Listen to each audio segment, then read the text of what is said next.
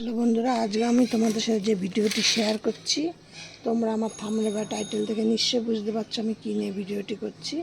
ভিডিওর মূল বস্তু হলো জারবেরা ফুল গাছ নিয়ে। এই জারবেরা ফুল গাছ জানি না মানে 12 মাস হয় কি না, আমি সেটা জানি না। তবে আমার এই মানে 4টে গাছে 12 মাসে আমি ফুল পাচ্ছি। মানে একটা দুটো করে ফুল পেয়েই যাচ্ছি, কিন্তু শীতের সময় বেশি ফুল পেয়েছি।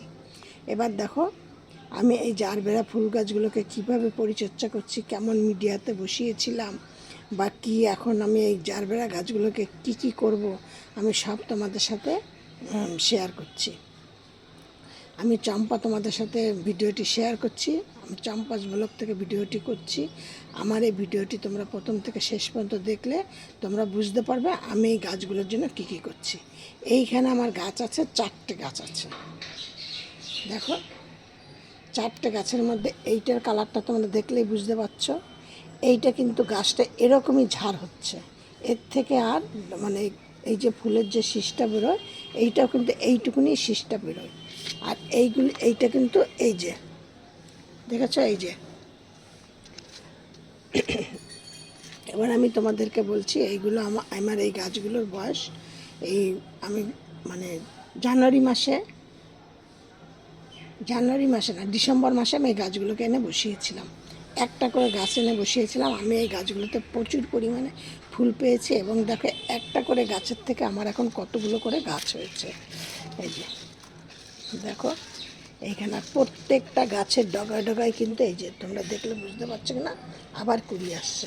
কুড়িগুলো সব আমার ফুটে গেছে, প্রচুর পরিমাণে কুড়ি এসেছিলো, সব শেষ হয়ে গেছে। আমি তখন অতটা গা করিনি, কিন্তু আজকে মনে করলাম তোমাদের সাথে একটা ভিডিও শেয়ার করি। এবার আমি এইগুলোকে কেমন মাটিতে বসিয়েছি, কি যত্ন করি। সবার প্রথমে তোমাদেরকে আমি বলছি আমার গাছগুলো কিন্তু একদম মাটি মানে টবের মধ্যে কোনো আগাছা নেই, শুধু একটা গাছে টবে আছে, সেটা আমি তোমাদের সাথে শেয়ার করবো বলে রেখেছি। এই যে এই গাছগুলোকে সব তুলে তোমরা একদম গাছ পরিষ্কার, টবের মাটি একদম পরিষ্কার রাখবে যাতে কোনো ধরনের কোনো আগাছা না হয়। এখানে দেখো একটা কচু গাছ হচ্ছে, দিয়ে গেল। তারপরে তোমরা এই গাছগুলোকে যখনই দেখবে তোমাদের যে পুরনো ফুলগুলো এসে এরকম শুকিয়ে গেছে, এই গাছগুলোকে তোমরা আমি কিন্তু তোমাদের সাথে এমন একটা টিপস নিয়ে তোমাদের সাথে শেয়ার করব, তোমরাও কিন্তু তোমাদের বাগানে এরকম 12 মাস ফুল পেতে পারো। মানে আমি যেগুলো করি এই দেখো আমার প্রচুর পরিমাণে ফুল ফুটছিল দিয়ে। এবার আমি যেগুলো দিয়ে আর কি তোমরাও 12 মাস এইভাবে ফুল পেতে পারো, সেইগুলো দিয়ে আমি তোমাদের সাথে শেয়ার করছি। সেটা আমি কি খাবারটা দিই আমি সেটা তোমাদের সবার শেষে বলছি।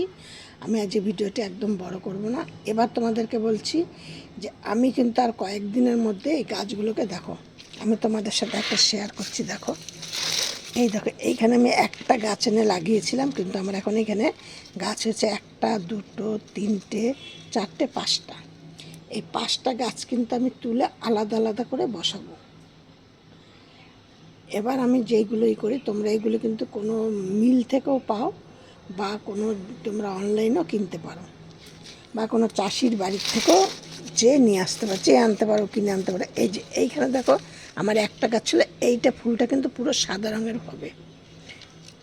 এই দেখো কদিন আগে ফুটেছিল, কিন্তু আমি তোমাদের সাথে তখন শেয়ার করিনি। আর এইটা হয় গোলাপি কালারের।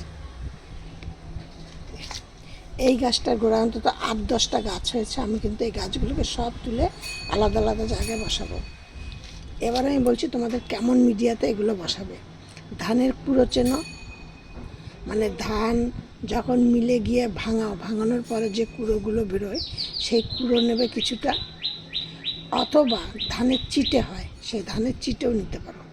নিয়ে তার মধ্যে মানে 100 ভাগে 60 ভাগ নেবে কুড়ো, 30 ভাগ নেবে মাটি, আর 10 ভাগ নেবে নিমখোল, নিয়ে একসাথে মিক্সড করে এগুলোকে বসাবে। কিন্তু এই গাছগুলো যখন বসাবে এর কিন্তু ড্রেন সিস্টেমটা খুব ভালো রাখতে হবে। মানে জল দেওয়া মানে যতটা মানে ধানের চিটেতেই ভেজা থাকবে, যতটা টেনে নিল, তারপরে যেন ড্রেন হোল দিয়ে যেন বেরিয়ে যায়। এইভাবে কিন্তু খুব ভালোভাবে তোমাদের এইটা দেখতে হবে। আর কি করবে, মাসে একবার করে আমি এই গাছগুলোকে স্প্রে করি।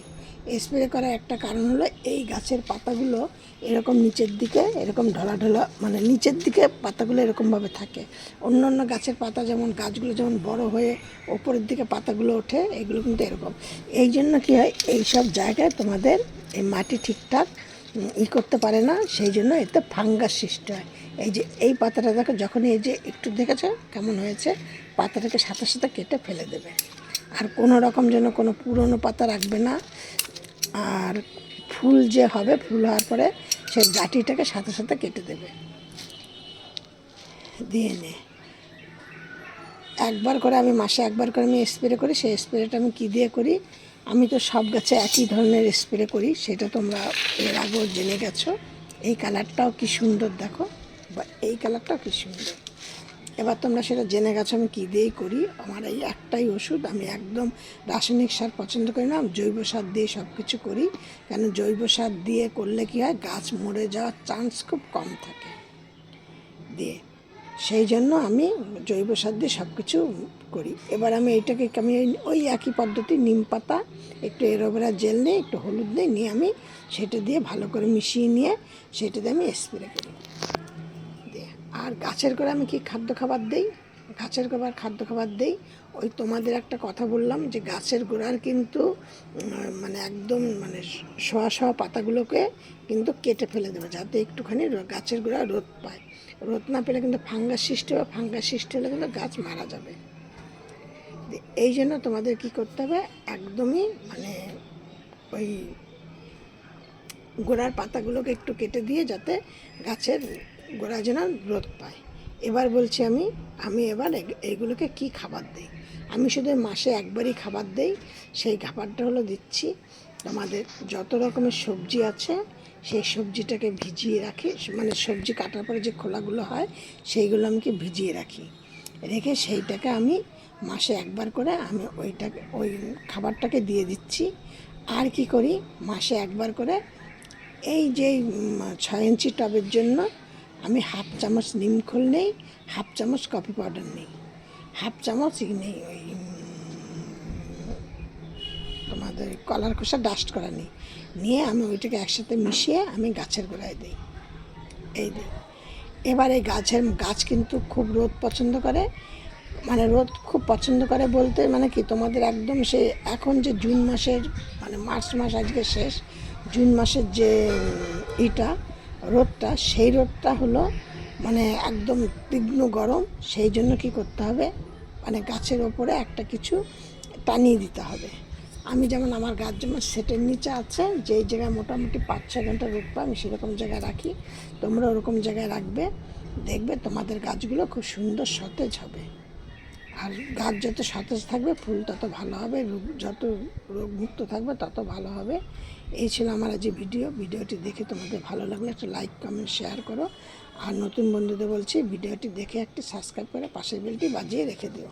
তোমরা কিন্তু এইভাবে গাছগুলিকে যত্ন করো, তোমরা 12 মাস ফুল পাবে। আমি কিন্তু 12 মাস 2-4 করে করে ফুল পেয়েই যাচ্ছি। সব ভিডিও মতো বলছি, তোমরা এই গরমে কিন্তু একটু সাবধানে সতর্ক হয়ে থেকো।